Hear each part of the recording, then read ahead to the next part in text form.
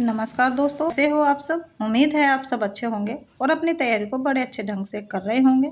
आज हम आपके सामने लेकर आए हैं भारत के इतिहास से एक और वीडियो। और इससे पहले हमने आपको एक क्लास करा दिया है, आज की हमारी दूसरी क्लास है। और इस दूसरी क्लास में हम आपको वो सब क्वेश्चन कराएंगे जो बार बार आपकी परीक्षाओं में पूछे जाने वाले प्रश्न हैं। वीडियो शुरू करने से पहले अगर आपने अभी तक हमारे चैनल को सब्सक्राइब नहीं किया है तो आप हमारे चैनल को सब्सक्राइब अवश्य करें, वीडियो को अपने दोस्तों में भी शेयर करें। तो चलिए देर न करते हुए शुरू कर लेते हैं आज की ये इम्पोर्टेंट वीडियो। वीडियो का पहला क्वेश्चन हो जाएगा, 6वीं से 14वीं शताब्दी तक निम्नलिखित में से कौन सबसे शक्तिशाली महाजनपद था। तो सबसे शक्तिशाली महाजनपद था मगध। निम्न में से सूरसेन महाजनपद की राजधानी कौन सी थी। तो सूरसेन महाजनपद की राजधानी थी मथुरा। 6वीं शताब्दी ईसा पूर्व से जैन और बौद्ध ग्रंथों में कितने महाजनपदों का उल्लेखन किया गया है। तो ये उल्लेखन किया गया है 16 महाजनपदों का। चरक साहित्य संबंधित है। तो चरक साहित्य संबंधित है चिकित्सा से।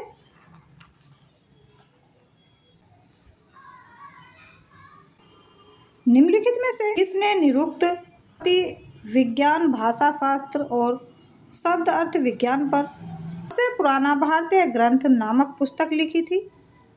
तो ये नामक पुस्तक लिखी थी महर्षि पतंजलि ने। नीति सार राजनीति के तत्व जिसमें कौटिल्य के अर्थशास्त्र का प्रारंभिक मूल पाठ शामिल है, निम्नलिखित में से किसके द्वारा लिखा गया था।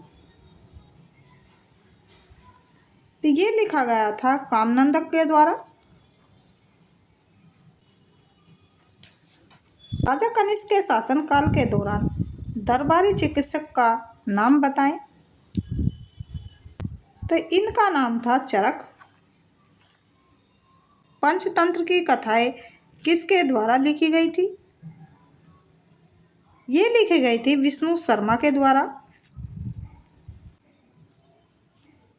शूद्रक द्वारा लिखित मृच्छकटिक का साहित्यिक प्रकार निम्नलिखित में से कौन सा है। तो निम्नलिखित में से हो जाएगा नाटक। तमिल व्याकरण की कौन सी रचना है जिसमें तमिल साहित्य की सबसे पुरानी मौजूदा रचना कहा जाता है। ये कहा जाता है लोलक पीएम को।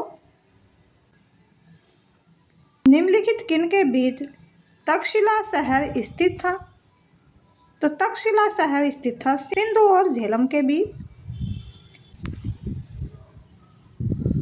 भारत में नवपाषाण काल गुफा चित्रकारी कहाँ मिलती है। तो ये चित्रकारी मिलती है भीमबेटका में। निम्नलिखित में से किस युग में तांबे का पहली बार उपयोग किया गया था। तांबे का पहली बार उपयोग किया गया था ताम्रपाषाण युग में। निम्नलिखित में से भारत में स्थित किस प्राचीन विश्वविद्यालय को यूनेस्को विश्वविद्यालय विरासत स्थल में शामिल किया गया है। ये शामिल किया गया था नालंदा महाविहार को। निम्न में से किस स्थान पर अजंता एलोरा की गुफाएं स्थित है। तो ये गुफाएं स्थित हैं औरंगाबाद में। निम्नलिखित किस क्रम में भारत आए। पहले नंबर पर भारत आए थे फायन, दूसरे नंबर पर आए थे हेमनसांग और तीसरे नंबर पर आए थे टॉम्सरो। इसका आंसर बी है। विश्व प्रसिद्ध खजुराहो मूर्तिकलाएं स्थित है। तो मूर्तिकलाएं स्थित है मध्य प्रदेश में। निम्नलिखित में से कौन सा एक अनुचित युगम है। तो ये अनुचित युगम है खजुराहो चोल राजवंश। पहली बार भारत पर आक्रमण करने वाला मुस्लिम कौन था। पहली बार भारत पर आक्रमण करने वाला मुस्लिम था मोहम्मद बिन कासिम। खजुराहो समूह के प्रसिद्ध स्मारक किस राज्य में है। तो ये स्मारक है मध्य प्रदेश में। मोहम्मद गोरी किस वर्ष पृथ्वीराज द्वितीय से पराजित हुआ था? तो ये पराजित हुआ था 1191 में। अमीर खुसरो का जन्म स्थान है, अमीर खुसरो का जन्म स्थान है कासगंज। अमीर खुसरो, जिन्हें कव्वाली का पिता एवं भारत का तोता भी कहा जाता है, किसके दरबार में दरबारी कवि थे? तो ये दरबारी कवि थे अलाउद्दीन खिलजी के दरबार में। लौह और रक्त की नीति किसने अपनाई? ये नीति अपनाई थी बलबन ने। अलाई दरवाजा किस विश्व विरासत स्थल में है? तो ये है कुतुब मीनार में। अलाउद्दीन खिलजी द्वारा बनाया गया प्रसिद्ध अलाई दरवाजा कहाँ पर स्थित है? तो ये स्थित है नई दिल्ली में। दिल्ली में अलाउद्दीन खिलजी के शासनकाल की अवधि क्या थी? तो इनके शासनकाल की अवधि थी 1296 से 1316। दिल्ली में कुतुब मीनार दुनिया की सबसे ऊंची ईंट की बनी इमारत है। इनमें से कौन से राजा ने इसके निर्माण में योगदान नहीं दिया है? तो ये योगदान नहीं दिया था अलाउद्दीन खिलजी ने। कुतुब मीनार कहाँ स्थित है? कुतुब मीनार स्थित है दिल्ली में। नालंदा प्राचीन शिक्षण एवं मठ का एक केंद्र कब नष्ट हो गया? तो ये नष्ट हुआ था 1200 ईस्वी में।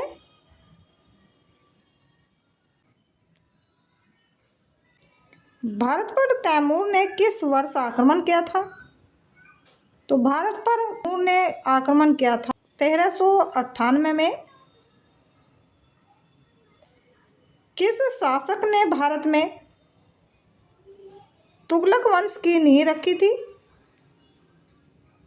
तो ये नींव रखी थी गयासुद्दीन तुगलक ने।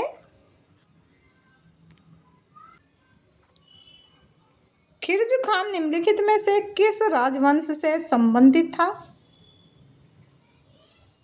तो ये संबंधित था सैयद वंश से। किसके शासनकाल में इब्न बतूता भारत आया था? तो ये भारत आया था मोहम्मद बिन तुगलक के शासनकाल में। किस वर्ष बाबर ने सुल्तान इब्राहिम लोदी को पानीपत की लड़ाई में पराजित किया था? तो ये पराजित किया था 1526 ईस्वी में। निम्नलिखित में से कौन दिल्ली सल्तनत के इतिहास का लेखक नहीं था? तो ये नहीं थे अब्बास खां सरवानी। दिल्ली सल्तनत के निम्नलिखित राजवंशों में से किसने सबसे कम अवधि तक शासन किया? तो सबसे कम अवधि तक शासन किया था खिलजी ने।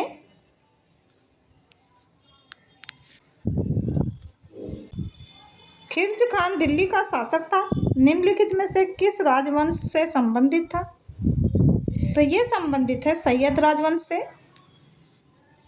विजयनगर राज्य किस नदी के किनारे स्थित था? तो विजयनगर राज्य स्थित था तुंगभद्रा नदी पर।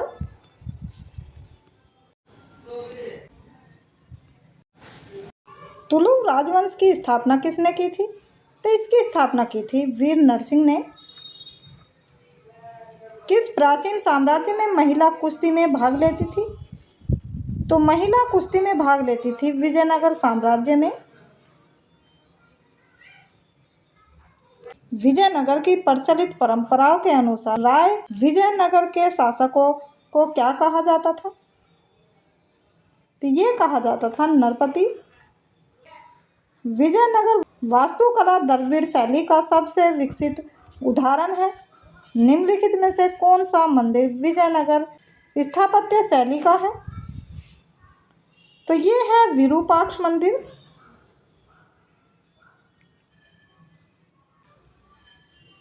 मुगल सम्राट बाबर ने निम्नलिखित में से किस स्थान पर राणा संगा और उनके सहयोगियों को हराया था।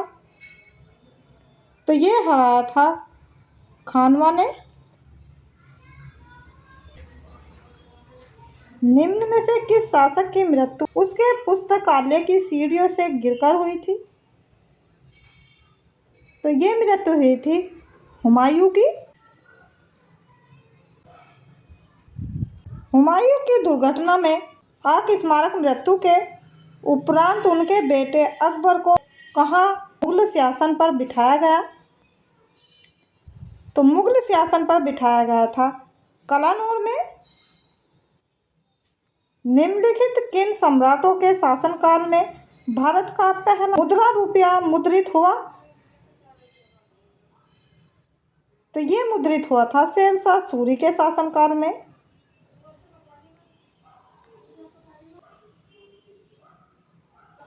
इनमें से किसने भूमि मापांकन की व्यवस्था प्रारंभ की? यह व्यवस्था प्रारंभ की थी शेरशाह ने। जलालुद्दीन मोहम्मद किस नाम से प्रसिद्ध है? जलालुद्दीन मोहम्मद प्रसिद्ध है अकबर के नाम से।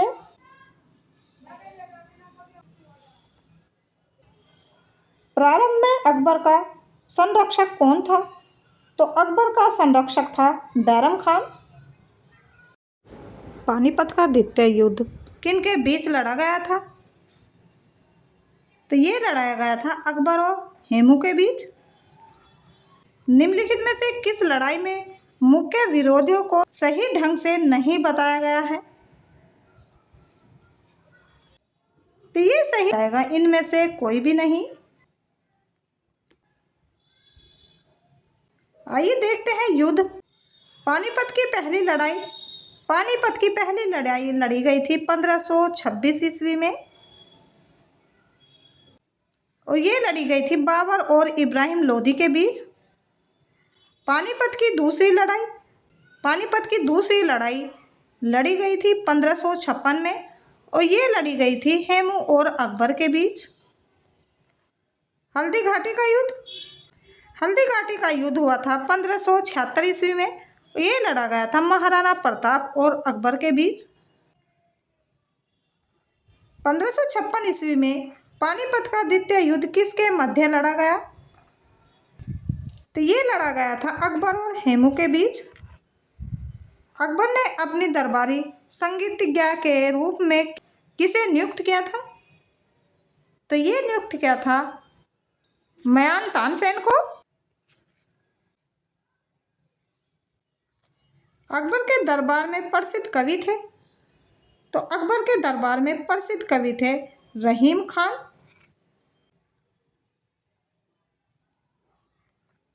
टोडरमल को निम्नलिखित में से किस नाम से जाना जाता है? तो ये जाना जाता है मुशर्रफ दीवाने नाम से। बुलंद दरवाजा किसके द्वारा बनाया गया था? तो बुलंद दरवाजा बनाया गया था अकबर के द्वारा। अकबर द्वारा बनाया गया प्रसिद्ध ऐतिहासिक स्मारक बुलंद दरवाजा उत्तर प्रदेश के किस जिले में है? तो ये है आगरा में। इनमें से कौन सा मुगल सम्राट अनपढ़ था? मुगल सम्राट अनपढ़ था अकबर।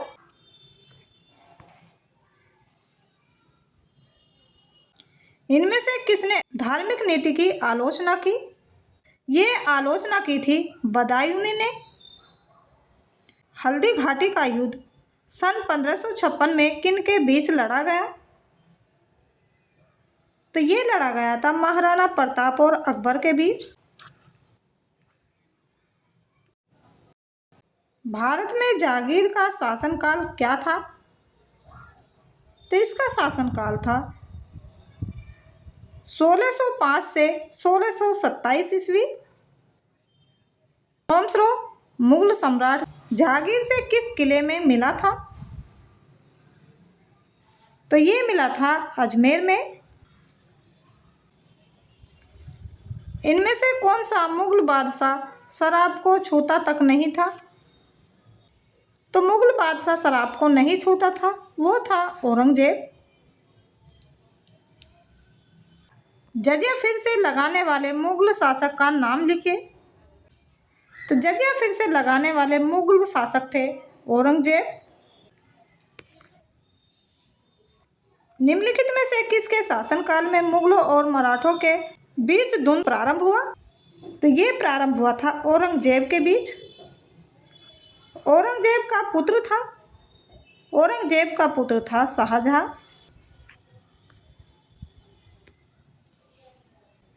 ताजमहल के सुलेख कैलीग्राफर ने 1648 ईस्वी में किसकी रचना की और पूरा किया?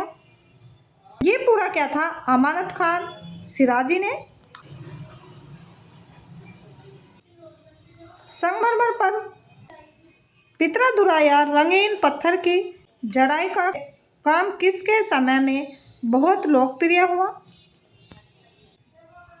तो ये हुआ था शाहजहां के समय में। दिल्ली का प्रसिद्ध लौह स्तंभ जो सदियों से बिना जंग लगे खड़ा है, वह निम्नलिखित में से किस ऐतिहासिक परिसर में स्थित है? तो ये स्थित है कुतुब मीनार परिसर में। बिहार राज्य के सासाराम शहर में निम्नलिखित किस प्राचीन सम्राट का मकबरा स्थित है?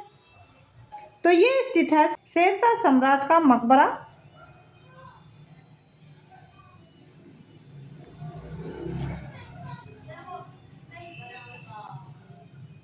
शेरशाह सूरी का वास्तविक नाम क्या था? तो शेरशाह सूरी का वास्तविक नाम था फरीद। प्रसिद्ध चित्रकार मीर सैयद अली चित्रकारी हेतु किस मुगल शासक के सहयोगी थे? तो ये सहयोगी थे हुमायूं के। विश्व प्रसिद्ध मौर्य सिंहासन का निर्माण और उसकी लाल किले में स्थापना निम्न में से किस मुगल शासक ने की थी? तो ये की थी शाहजहां ने। पंचमहल किसमें स्थित है?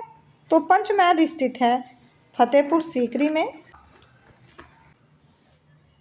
निम्नलिखित में से किस मुगल सम्राट द्वारा आगरा के किले का निर्माण किया गया था? तो ये निर्माण किया गया था अकबर द्वारा।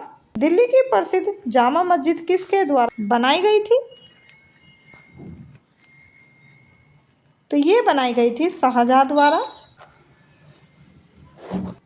दिल्ली का लाल किला निम्नलिखित में से किस मुगल शासक ने बनवाया था? तो ये बनवाया था शाहजहां ने। दिल्ली स्थित प्रसिद्ध हुमायूं के मकबरे का वास्तुकार कौन था? तो ये था मिराक मिर्जा घ्यास। निम्नलिखित में से किस मुगल सम्राट ने ईस्ट इंडिया कंपनी को बंगाल में शुल्क मुक्त व्यापार की अनुमति दी थी? यह अनुमति दी थी औरंगजेब ने। मुगल वंश के पहले सम्राट बाबर ने पहली देसी भाषाएं चगताई तुर्की में अपनी आत्मकथा लिखी है। इस पुस्तक का नाम क्या है? इस पुस्तक का नाम है बाबरनामा। तारीख़ फिरोज शाही के लेखक हैं। इसके लेखक हैं जियाउद्दीन बनरी। अकबरनामा के प्रसिद्ध लेखक थे। अकबरनामा के प्रसिद्ध लेखक थे अबुल फजल। आइन ए अकबरी किसने लिखा? तो ये लिखा था अबुल फजल ने। अकबरनामा का खंड अकबर के प्रशासन, घर सेना, स्वराज और उसके साम्राज्य के भूगोल से संबंधित है, जिसे आइन ए अकबरी के नाम से जाना जाता है। तो ये जाना जाता है तीसरा। ये कौन सा सुमलित नहीं है? तो सुमलित नहीं है हुमायूं नामा। हुमायूं नामा के लेखक कौन थे? हुमायूं नामा के लेखक थे गुलबदन बेगम। वह कौन सा स्थान है जहां अंतिम मुगल सम्राट बहादुर शाह जफर की मृत्यु हो गई थी? तो ये मृत्यु हुई थी रंगून की। निम्नलिखित में से कौन अवध का प्रथम नवाब था? तो अवध का प्रथम नवाब था सादत खां। कठपुतली मुगल सम्राट कौन था? तो पहला मुगल सम्राट था जहांदार शाह। मुगल काल में पुलिस बल के मुखिया को क्या कहा जाता था? कहा जाता था कोतवाल। मुगल शासन के दौरान एक कोतवाल की सही भूमिका क्या थी? तो सही भूमिका थी कानून और व्यवस्था बनाए रखना।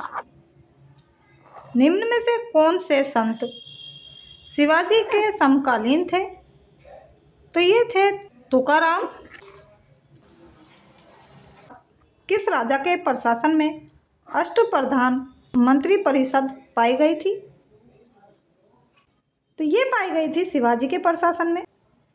निम्नलिखित में से किस सेना की ताकत छापामार रणनीति थी? तो ये थी मराठा की। शिवाजी की मृत्यु के बाद मराठा राज्य में प्रभावी शक्ति के एक परिवार द्वारा संभाली गई थी, जिनमें पेशवा के रूप में शिवाजी के उत्तराधिकारियों की सेवा की थी। तो ये की थी चित्पावन ब्राह्मण ने। शिवाजी की मृत्यु के बाद मराठा साम्राज्य में प्रभावी शक्ति चित्पावन ब्राह्मणों के एक परिवार के पास थी, जिन्होंने शिवाजी के उत्तराधिकारियों को पेशवा या प्रधानमंत्री के रूप में सेवा दी। कौन सा शहर मराठा साम्राज्य की राजधानी बन गया? तो ये बना था पूना। बुरहानपुर में स्थित असीरगढ़ किला, जिसे दक्कन का दरवाजा के नाम से जाना जाता है, निम्नलिखित में से किस यदुवंशी अहीर राजा द्वारा बनाया गया था? ये बनाया गया था आसा अहीर। सूची 1 को सूची 2 से सम्मिलित कीजिए और सूचियों के नीचे दिए गए कूट का प्रयोग करके सही उत्तर चुनें। ये सूची 1 और ये सूची 2 हो जाएंगी। सूची 1 में युद्ध है और सूची 2 में वर्ष है। पानीपत का प्रथम युद्ध हुआ था 1500 में। प्लासी का युद्ध ये हुआ था 1757 में। हल्दी घाटी का युद्ध हुआ था 1576 में।